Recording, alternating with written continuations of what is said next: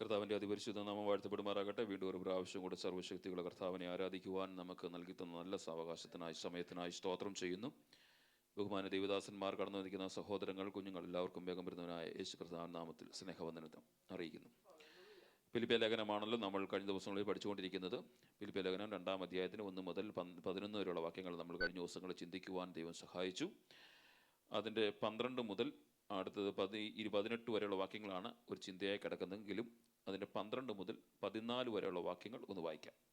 അതുകൊണ്ട് പ്രിയമുള്ളവരെ, നിങ്ങൾ എല്ലായ്പ്പോഴും അനുസരിച്ചതുപോലെ ഞാൻ അരികത്തിരിക്കുമ്പോൾ മാത്രമല്ല, ഇന്ന് ദൂരത്തിരിക്കുമ്പോൾ ഏറ്റവും അധികമായി ഭയത്തോടും വിറയലോടും കൂടെ നിങ്ങളുടെ രക്ഷയ്ക്കായി പ്രവർത്തിപ്പിൻ.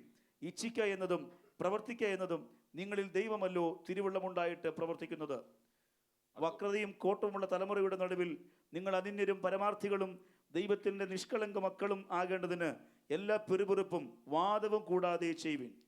മതി. ഫിലിപ്പിയ ലേഖനം നമ്മൾ പഠിച്ചുകൊണ്ടിരിക്കുന്നത് ദൈവസഭയുടെ ഐക്യതയുടെ ഓരോ സ്റ്റെപ്പുകളാണ് പഠിച്ചുകൊണ്ടിരിക്കുന്നത്. ദൈവസഭ ഐക്യതയിൽ എങ്ങനെ മുന്നേറുവാൻ കഴിയും എന്ന് പഠിക്കുന്നു. ഈ 12 മുതൽ 18 വരെയുള്ള വാക്യത്തിനകത്ത് നമുക്ക് കാണാൻ കഴിയുന്നത് സ്വന്തം രക്ഷയ്ക്ക് വേണ്ടി, സ്വന്തം വീണ്ടെടുപ്പിന് വേണ്ടി നാം പ്രവർത്തിക്കുന്നവരായി തീരണം. രക്ഷിക്കപ്പെട്ട് ദൈവകൃപയിൽ ആശ്രയിച്ച് ജീവിക്കുന്ന നാം സ്വന്തം രക്ഷയ്ക്ക് വേണ്ടി പ്രവർത്തിക്കുന്നവരായി തീരണം. അതുകൊണ്ടാണ് ലാസ്റ്റ് വാക്യം ഭയത്തോടും വിറയലോടും കൂടി നിങ്ങളുടെ രക്ഷയ്ക്കായി പ്രവർത്തിപ്പി. അപ്പം സ്വന്തം രക്ഷയ്ക്ക് വേണ്ടി പ്രവർത്തിക്കുന്ന ആ മോചനത്തിനു വേണ്ടി, വിടുതലിന് വേണ്ടി, ദൈവസന്നിധിയിലേക്ക് അടുക്കുവാൻ വേണ്ടി പ്രവർത്തിക്കുന്ന വ്യക്തികൾ എങ്ങനെയായി തീരണമെന്ന് 12-ാം വാക്യം മുതൽ 18 വാക്യം വരെ 6 കൂട്ടം കാര്യങ്ങളാണ് പറയുന്നെങ്കിലും 3 കാര്യങ്ങൾ മാത്രം ഈ രാത്രിയിൽ നമ്മുടെ ചെറിയ ചിന്തയ്ക്ക് വേണ്ടി നമ്മൾ ദൈവസന്നിധി സമർപ്പിച്ച് അത് കേൾക്കുവാൻ നമ്മുടെ ഹൃദയത്തെ ദൈവസന്നിധിയിലേക്ക് സമർപ്പിക്കാൻ കഴിയട്ടെ. അപ്പോൾ രക്ഷിക്കപ്പെട്ട ഒരു വ്യക്തി ജീവിതങ്ങൾ, രക്ഷിക്കപ്പെട്ട് കഴിഞ്ഞപ്പോൾ നമ്മൾ രക്ഷിക്കപ്പെട്ടു ദൈവസഭയുടെ ഭാഗമായി തീർന്നപ്പോൾ നമ്മുടെ രക്ഷയ്ക്ക് വേണ്ടി നാം ചിലത് ചെയ്യുന്നവർ ആയിത്തീരണം, ചിലത് ചെയ്യുന്നവരായി തീരണം. ഒരു സെക്കുലർ കോഴ്സ് പഠിച്ച ഒരു വ്യക്തി പഠനം പൂർത്തീകരണത്തിന് ശേഷം താൻ വീട്ടിലിരിക്കുന്നവനായിട്ടല്ല ചെയ്യുന്നത്. അവൻ ആ കോഴ്സ് കഴിഞ്ഞതിന് ശേഷം പുതിയ അടുത്ത സ്റ്റെപ്പിലേക്ക് കയറുന്നത് പോലെ രക്ഷിക്കപ്പെട്ട ഒരു വ്യക്തി കർത്താവിൻ്റെ സന്നിധിയിലായി തീരുമ്പോൾ അവൻ നെക്സ്റ്റ് സ്റ്റെപ്പ് എന്നതുപോലെ മറ്റുള്ളവരുടെ രക്ഷയ്ക്കായി പ്രവർത്തിക്കുന്നവനായി തീരണം. ദൈവസഭയ്ക്കകത്ത്, സമൂഹത്തിനകത്ത് പ്രവർത്തിക്കുന്നവനായി തീരണം. ആദ്യത്തെ 3 കാര്യങ്ങൾ മാത്രം ഈ രാത്രി പറയുന്നു. നമ്മുടെ പ്രവൃത്തി എങ്ങനെയായി തീരണമെന്ന് പൗലോസ് അപ്പോസ്തലൻ ഫിലിപ്പിയ ദൈവസഭയെ പഠിക്കും. ഭയത്തോടും വിറയലോടും കൂടി സ്വന്തം രക്ഷയ്ക്കായി പ്രവർത്തിക്കുക. ഭയത്തോടും വിറയലോടും കൂടി സ്വന്തം പ്രവൃത്തിക്കായി പ്രവർത്തിക്കുക. 2-ാമത്തെ പ്രവൃത്തി, നമ്മുടെ ഹൃദയത്തെ ദൈവസന്നിധിയിൽ പരിശുദ്ധാത്മാവിൻ്റെ നിയന്ത്രണത്തിൽ പ്രവർത്തിക്കുന്നവരായി തീരണം. 3, പിറുവിറുപ്പ് കൂടാതെ, വാഗ്വാദം കൂടാതെ, ദൈവസന്നിധിയിൽ പരാതികൾ കൂടാതെ പ്രവർത്തിക്കുന്നവരായി തീരണം. ഇങ്ങനെയാണ് 3 കാര്യങ്ങൾ പൗലോസ് അപ്പോസ്തലൻ 12-ാം വാക്യം മുതൽ അതിൻ്റെ 14-ാം വാക്യം വരെ നമ്മളെ പഠിപ്പിക്കുന്നു.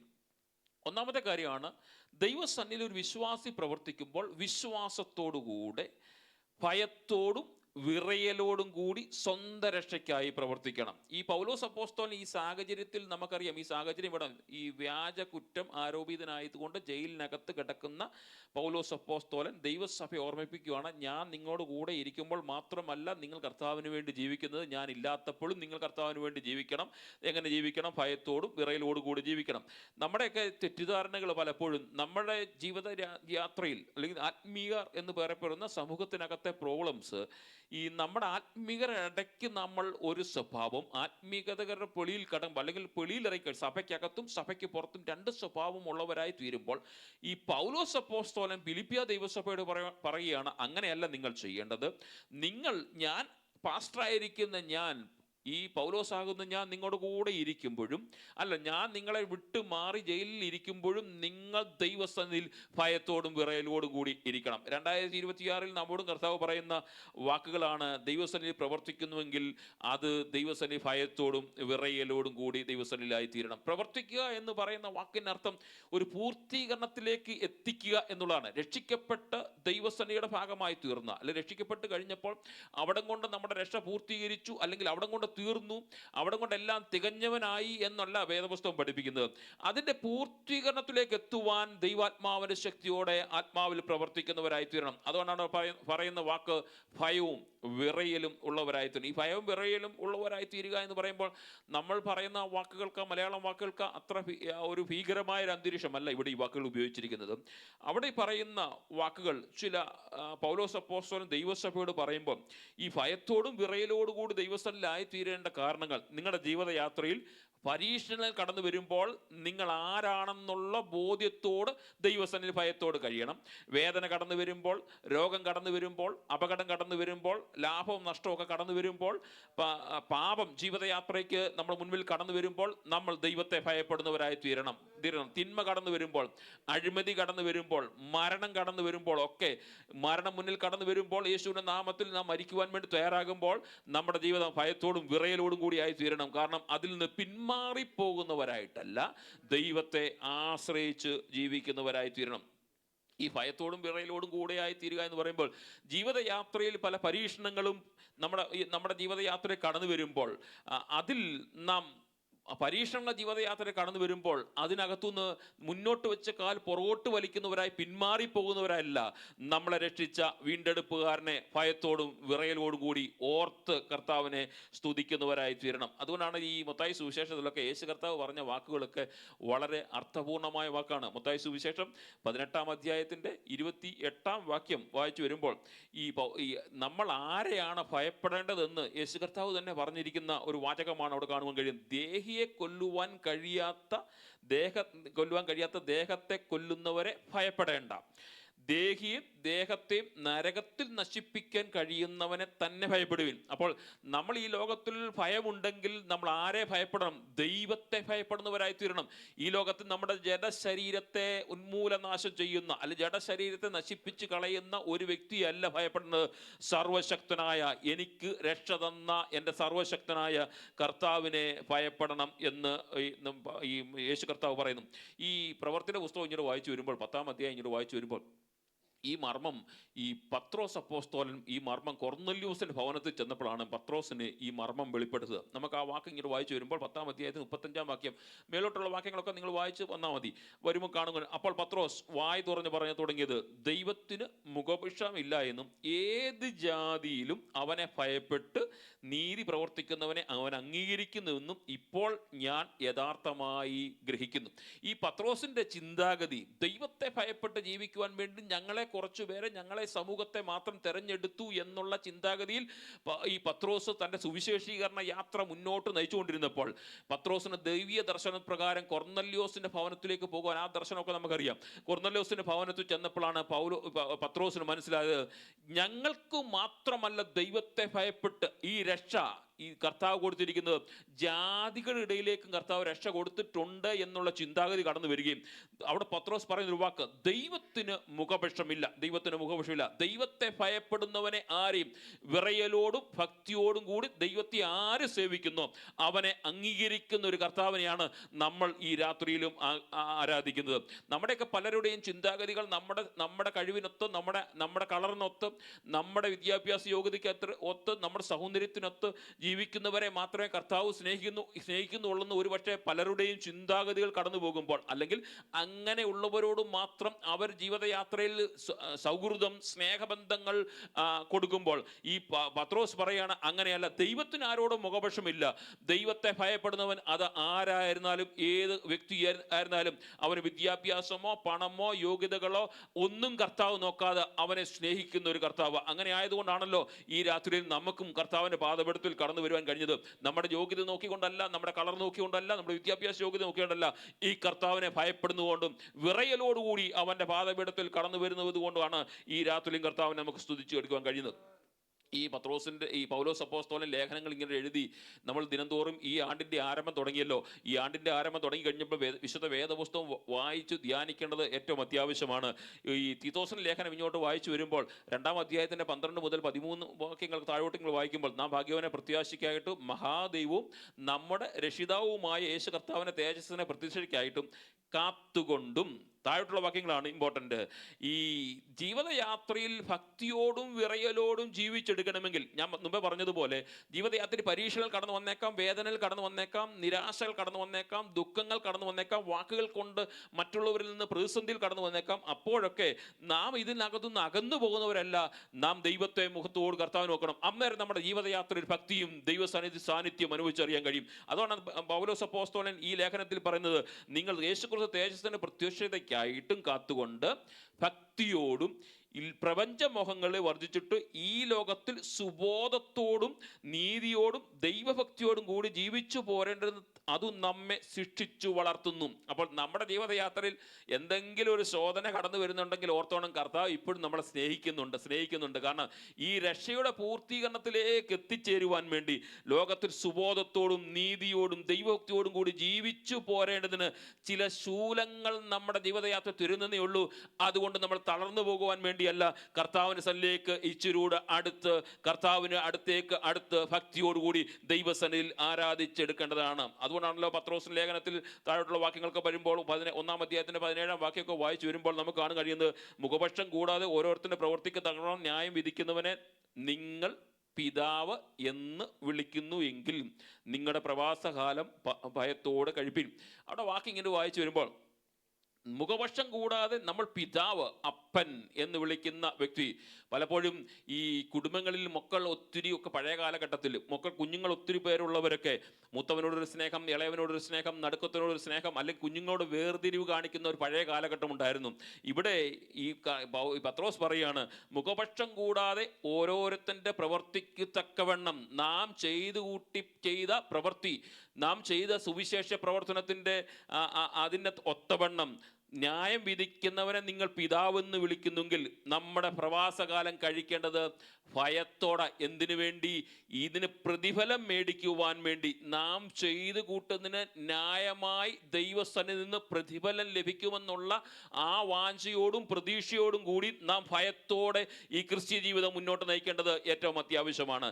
നമ്മൾ ഒരിക്കരുത് നമ്മുടെ ക്രിസ്ത്യ ജീവിതം ഒരു സാധാരണപ്പെട്ട രീതിയിലൊക്കെ ജീവിച്ചിങ്ങനെ എങ്ങനെയെങ്കിലും വർഷങ്ങൾ തള്ളി നീക്കി നമ്മുടെ ജീവിതം ഇവിടെ കൊണ്ട് അവസാനിപ്പിക്കാമെന്ന് എല്ലായ്പ്പോഴും പറയുന്നത് പോലെ ഇതിൻ്റെ അവസാനമുണ്ട്, എൻഡ് പോയിന്റ് ഉണ്ട്. അവിടെ ചെന്ന് നിൽക്കേണ്ട ഒരു സമയമുണ്ട്. ആ സമയത്തിനകത്ത് നമ്മൾ ഈ ലോകത്തിൽ വെച്ച് എന്ത് ചെയ്തു കൂട്ടിയോ, എന്ത് പ്രവർത്തിച്ചോ, കർത്താവിന് വേണ്ടി രക്ഷിക്കപ്പെട്ട നാൾ മുതൽ കർത്താവിനെ അംഗീകരിച്ച് കർത്താവിൻ്റെ കൽപ്പന അനുസരിച്ച നാൾ അന്ന് മുതൽ കണക്ക് അവിടെ രേഖപ്പെടുത്തിയിട്ടുണ്ട്. നമ്മൾ കഴിഞ്ഞ വെള്ളിയാഴ്ചയിൽ നമ്മുടെ ദൈവസഭയുടെ കണക്ക് ഇവിടെ വായിച്ചതുപോലെ തന്നെ നമ്മുടെ കണക്ക് അവിടെ എഴുതി വെച്ചിട്ടുണ്ട്. ഡേറ്റ് ഇട്ട് കർത്താവ് എഴുതി വെച്ചിട്ടുണ്ട്.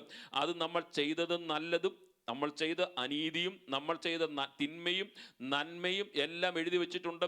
അതിന് തക്കവണ്ണം പ്രതിഫലം പ്രാപിക്കേണ്ടതിന് നാം ചെന്ന് നിൽക്കുമ്പോൾ നമ്മൾ ഈ ലോകത്തിൽ വെച്ച് ജീവിക്കുന്ന എപ്രകാരം അറിയാമോ?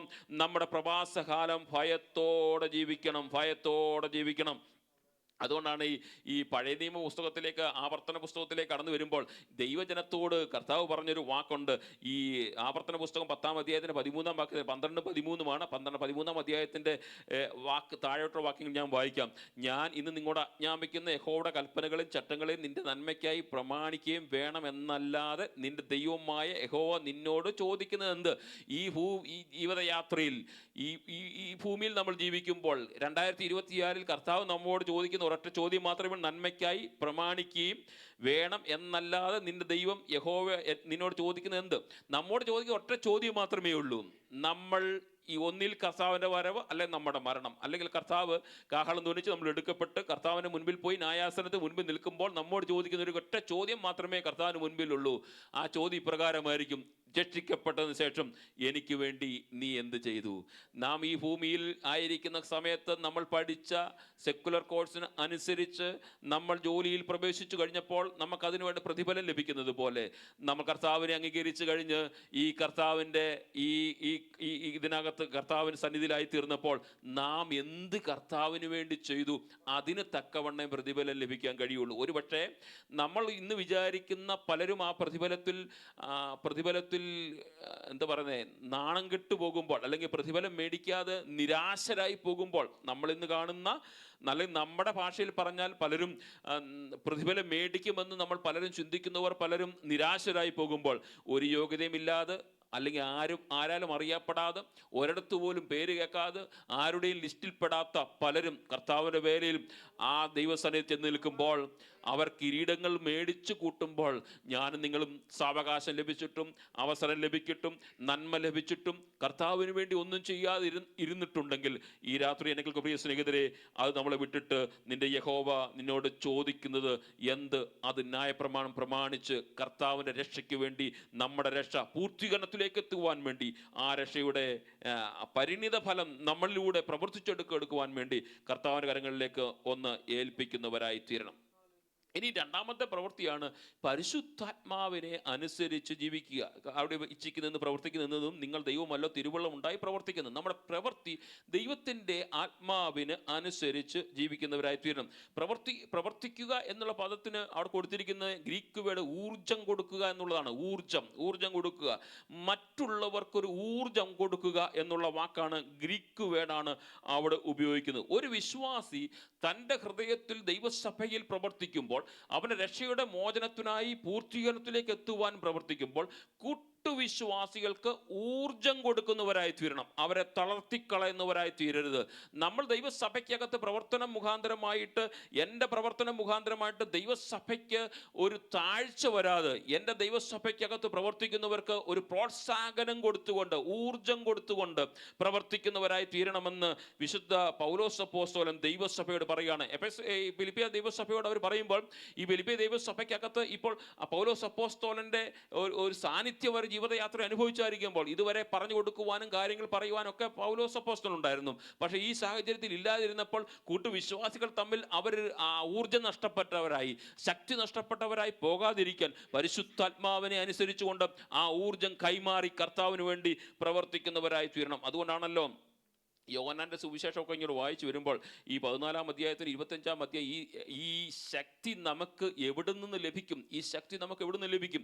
ഈ ഊർജം ദൈവസഭയിൽ ആത്മാക്കൾ കൊണ്ട് പ്രവർത്തിക്കുവാൻ, സുവിശേഷ വേലയുടെ ഭാഗമായി തീരുവാൻ, അല്ലെങ്കിൽ സുവിശേഷ വേലയിൽ നമ്മളെ ഏൽപ്പിച്ചിരിക്കുന്ന ദൗത്യം, എല്ലാവരും സുവിശേഷ വേലയിൽ പരസ്യ ശുശ്രൂഷ എടുത്ത് സ്ഥലങ്ങളിൽ പോയി പ്രസംഗിക്കാൻ വേണ്ടിയല്ല എല്ലാവരും തിരഞ്ഞെടുത്തിട്ടില്ല.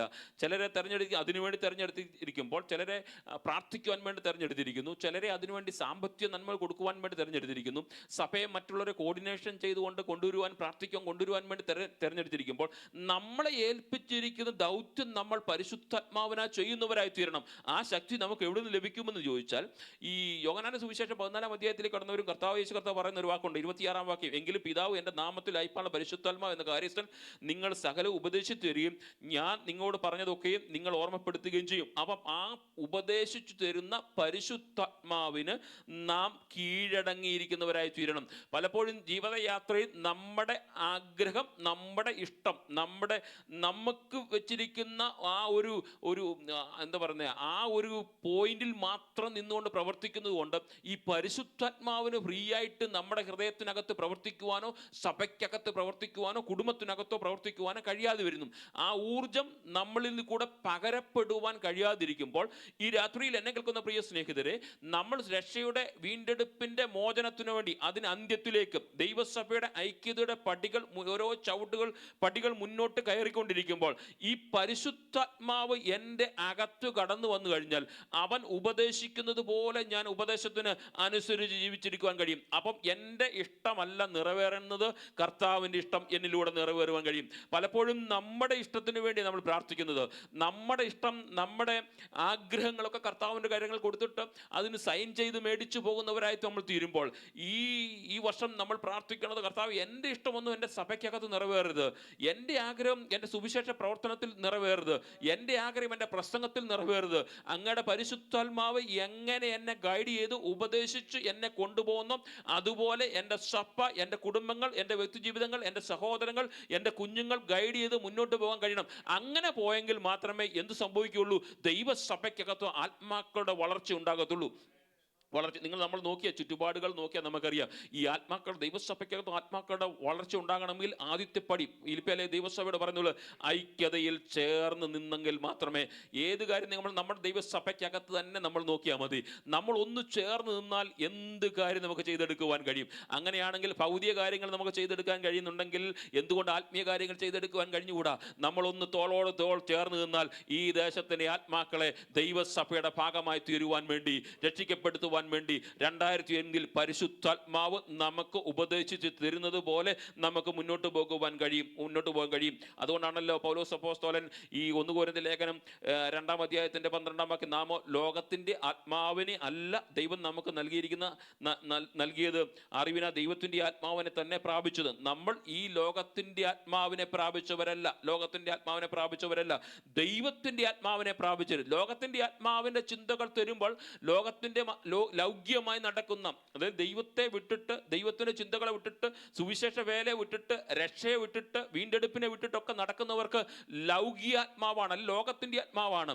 അവരെ നമുക്കൊന്നും ചെയ്യാൻ കഴിയത്തില്ല. പക്ഷേ ദൈവത്തിന്റെ ആത്മാവിനാൽ ദൈവസന്നിധിയിൽ നിലവിളിക്കുന്ന പൈതലിനെ കൊടുത്തിരിക്കുന്നത് ദൈവത്തിന്റെ ആത്മാവാണ്. ആ ദൈവത്തിന്റെ ആത്മാവിനെ അനുസരിച്ച് നടക്കണമെന്ന് ദൈവസഭയെ അപ്പോസ്തലൻ പ്രബോധിപ്പിക്കുന്നു. ഇനി 3-ാമത്തെ ഭാഗം കൂടെ 10 മിനിറ്റിനകത്ത് പറഞ്ഞ് ഞാൻ നിർത്താം. ഈ 3-ാമത്തെ കാര്യം പറയുന്നത്, വിശ്വാസികൾ ദൈവത്തെ അനുസരിച്ച് ജീവിക്കുന്നവൻ്റെ പ്രവൃത്തി, അവൻ ഒരിക്കലും അതിന് വാദഗതികൾ ഉയർത്തുന്നവനായി തീരരുത്, വാഗ്വാദം പറയുന്നവനായി തീരരുത്, പിറുപിറുക്കുന്നവനായി തീരരുത് എന്നൊക്കെയാണ് അവിടെ നമുക്ക് ആ വാക്കുകളിൽ നിന്ന് നമുക്ക് മനസ്സിലാക്കി പരാതിപ്പെടുന്നവനായി തീരരുത്. ദൈവസഭയിൽ രക്ഷയ്ക്കിടെ അല്ലെങ്കിൽ നമ്മുടെ രക്ഷയുടെ വീണ്ടെടുപ്പിൻ്റെ ആ അവസാനത്തിലേക്ക് എത്തുവാൻ വേണ്ടി നാം ദൈവ സന്നിധിയിൽ കടന്നു വരുമ്പോൾ നാം ഒരിക്കലും പരാതിപ്പെടുന്നവരായി തീരരുത്, സംവാദം ഉന്നയിക്കുന്നവരായി തീരരുത് എന്ന് പൗലോസ് അപ്പോസ്തലൻ ഈ ദൈവസഭയെ പഠിപ്പിക്കുകയാണ്. കാരണം ഈ വാക്കുകൾ കൊണ്ട് മറ്റുള്ളവരെ നമുക്ക് തളർത്തിക്കളയുവാൻ കഴിയും. ആ താഴോട്ടുള്ള വാക്കുകളിൽ നിന്ന് നമുക്ക് വായിച്ചു വരുമ്പോൾ നമുക്കത് മനസ്സിലാക്കി എടുക്കുവാൻ കഴിയും. നമ്മൾ ദൈവസഭയ്ക്കകത്ത് കടന്നു വന്ന് ദൈവത്തെ ആരാധിക്കുമ്പോൾ, നമ്മുടെ കൂടെ ഇരുന്ന് ദൈവത്തെ ആരാധിക്കുന്ന ഒരു വ്യക്തിക്ക് നമ്മുടെ വാക്കുകൊണ്ട്, നമ്മുടെ പ്രവൃത്തി കൊണ്ട്, നമ്മുടെ വാദഗതികൾ കൊണ്ട് അവന് ക്രിസ്തുവിൽ നിന്ന് അകറ്റിക്കളയുവാൻ നാം ഒരിക്കലും അനുവദിക്കരുത്. അത് നമ്മുടെ ജീവിതയാത്രയെ, ആത്മീയതയെ അത് നമ്മുടെ തളർത്തിക്കളയുമെന്നുള്ള കാര്യം നമ്മൾ മറന്നു പോകരുത്. കാരണം ജീവിതയാത്രയിൽ 2 പേർ ഒന്നിച്ചു കൂടുമ്പോൾ, വാഗ്വാദങ്ങൾ നടത്തുമ്പോൾ, ജീവിതയാത്രയിൽ ഒരു കാര്യം ഓർത്തോണം, ആ വാഗ്വാദം അവനെ ക്രിസ്തുവിൽ നിന്ന് അകറ്റിക്കളയുന്നതാണെങ്കിൽ, ക്രിസ്തുവിൽ നിന്ന് അടുപ്പിക്കുന്നതാണെങ്കിൽ, ദൈവവചനത്തിന്റെ അടിസ്ഥാനത്തിൽ കാര്യങ്ങൾ പറഞ്ഞ് മനസ്സിലാക്കി കൊടുക്കുന്ന വാചകങ്ങളും വാഗ്വാദങ്ങളും ഒക്കെ ക്രിസ്തുവിൽ നിന്ന് അകറ്റിക്കളയുന്ന വാഗ്വാദമാണെങ്കിൽ അത് നമ്മുടെ ജീവിതത്തിൽ ചെയ്യരുത്. അത് നിരാശയാണ്. അതിന് നാം ഒത്തിരി മറുപടി കൊടുക്കണമെന്നുള്ള കാര്യം വിശുദ്ധ വേദപുസ്തകം നമ്മളെ പഠിപ്പിക്കുന്നു. ഈ മത്തായി സുവിശേഷം 18-ാം അധ്യായത്തിൻ്റെ 15 മുതൽ 20 വരെയുള്ള വാക്യങ്ങൾ താഴോട്ട് വായിച്ചു വരുമ്പോൾ നമ്മൾ പറയുന്ന ഒരു വാചകം അവിടെ ഉണ്ട്. നമ്മൾ പറയുന്ന ഒരു വാക്കാണ് അതിൻ്റെ 20-ാമത്തെ വാക്യം, 2-3 പേർ എൻ്റെ നാമത്തിൽ കൂടി വരുന്ന തുകை ഞാൻ അവരുടെ നടുവിലുണ്ട് എന്ന് ഞാൻ നിങ്ങളോട് പറയുന്നു. അപ്പോൾ നമ്മളെപ്പോഴും പറയുന്നൊരു വാചകമാണ്. അപ്പോൾ അതിന് മേലോട്ടുള്ള വാക്യങ്ങൾ നമ്മളൊന്ന് വായിക്കണം. നമ്മുടെ പ്രവൃത്തി എങ്ങനെയായിത്തീരണം? നമ്മുടെ കൂടെ നമ്മൾ ഇരിക്കുന്ന സ്ഥലത്ത് നാം കുടുംബമായി ഇരിക്കുമ്പോൾ ദൈവസഭയായി 2-3 പേർ അവൻ്റെ നാമത്തിൽ കൂടി വരുന്ന കൈകോർത്ത് ദൈവസന്നിധി പ്രാർത്ഥിക്കാൻ കടന്നു വരുമ്പോൾ നമ്മുടെ മധ്യത്തിൽ കർത്താവ് ഉണ്ടെന്ന് വിശ്വാസ കണ്ണാൽ നമ്മൾ കണ്ടുകൊണ്ട് പറയുമ്പോൾ നമ്മുടെ മധ്യത്തിൽ കർത്താവ് ഉണ്ടോ എന്ന് ഈ വാക്യത്തിൻ്റെ ആരംഭ വാക്കുകൾ വായിച്ച് നമ്മൾ ദൈവസന്നിധിയിൽ നമ്മളെ തന്നെ ചിന്തിക്കേണ്ടത് ആവശ്യമാണ്. അതിൻ്റെ ആരംഭവാക്യങ്ങൾ പ്രകാരം പറയുന്നു, 15-ാം വാക്യമ്പോൾ, നിന്റെ സഹോദരന്മാർ നിന്നോട് പിഴച്ചാൽ നീ ചെന്ന് നീയും അവനും മാത്രം ഉള്ളപ്പോൾ കുറ്റം അവന് ബോധം വരുത്തുക. അവൻ നിന്റെ വാക്ക് കേട്ടാൽ നീ സഹോദരനെ നേടി. കേൾക്കാഞ്ഞാലോ 2-3 സാക്ഷികളുടെ വായാൽ സകല കാര്യം ഉറപ്പാക്കേണ്ടതിന് 1-2 പേരെ കൂട്ടിക്കൊണ്ട് ചെല്ലുക. അവരെയും കൂട്ടാഞ്ഞാൽ സഭയോട് അറിയിക്കുക. സഭയും കൂട്ടാക്കാഞ്ഞാൽ അവൻ നിനക്ക് പുറംജാതിക്കാരനും ചുങ്കക്കാരനും പോലെ ആയിരിക്കട്ടെ. നിങ്ങൾ ഭൂമിയിൽ കെട്ടുന്നതെല്ലാം ബാക്കി. ഇത്രയും കാര്യം ചെയ്തു കഴിഞ്ഞാൽ നിങ്ങൾ ഭൂമിയിൽ കെട്ടുന്ന സ്വർഗത്തിൽ കെട്ടപ്പെട്ടിരിക്കും, നിങ്ങൾ ഭൂമിയിൽ അഴിക്കുന്നതെല്ലാം സ്വർഗത്തിൽ അഴിഞ്ഞിരിക്കും എന്ന് സത്യമായിട്ട് ഞാൻ നിങ്ങളോട് പറയുന്നു. ഭൂമിയിൽ വെച്ചു നിങ്ങൾ 2 പേർ യാചിക്കുന്ന ഏത് കാര്യത്തിലും ഐക്യമതപ്പെട്ടാൽ ആ സ്വർഗസ്ഥനായ എൻ്റെ പിതാവിൽ നിങ്ങൾക്ക് ലഭിക്കും. അപ്പോൾ എൻ്റെ പ്രിയ സ്നേഹിതരെ, നാം ദൈവസന്നിധിയിലേക്ക് അടുത്ത് വരുമ്പോൾ ജീവിതയാത്രയിൽ നിരാശ ഉണ്ടാകാത്തവരോ പ്രതിസന്ധി ഉണ്ടാകാത്തവരോ കണ്ണുനീരുണ്ടാകാത്തവരോ ആരും തന്നെയില്ല. ഈ ലോകയാത്രയിൽ ജഡശരീരത്തിൽ ജീവിക്കുന്നവർ വ്യക്തി ജീവിതങ്ങൾ നമ്മുടെ മറ്റുള്ളവർ വാക്കുകൾ കൊണ്ടോ പ്രവൃത്തികൾ കൊണ്ടോ നമുക്കൊരു ദോഷമുണ്ടായിട്ടുണ്ടെങ്കിൽ, നമുക്ക് വിഷമം ഉണ്ടായിട്ടുണ്ടെങ്കിൽ ദൈവനാമത്തിൽ അവരോട് പൊറുക്കുകയും നമ്മൾ ദൈവസന്നിധിയിലേക്ക് നമ്മളെ തന്നെ ഏൽപ്പിച്ചു കൊടുക്കുവാൻ കഴിഞ്ഞെങ്കിൽ നമ്മുടെ ജീവിതയാത്ര ഏറ്റവും അനുഗ്രഹമായി തീരുമെന്ന് ദൈവസന്നിധിയിൽ നമുക്ക് പറയുവാനും അത് പ്രവൃത്തി ജീവിതത്തിൽ കാണുവാനും കഴിയും. അതുകൊണ്ടാണ് ദൈവസനെ പിറുവിറുത്ത വാഗ്വാദം പറഞ്ഞ മരുഭൂമി യാത്രയിൽ നമുക്കറിയാം പിതാക്കന്മാർ ഭൂമി പിളർന്ന് പിളർന്ന് പോയ കാരണം എന്തറിയാമോ?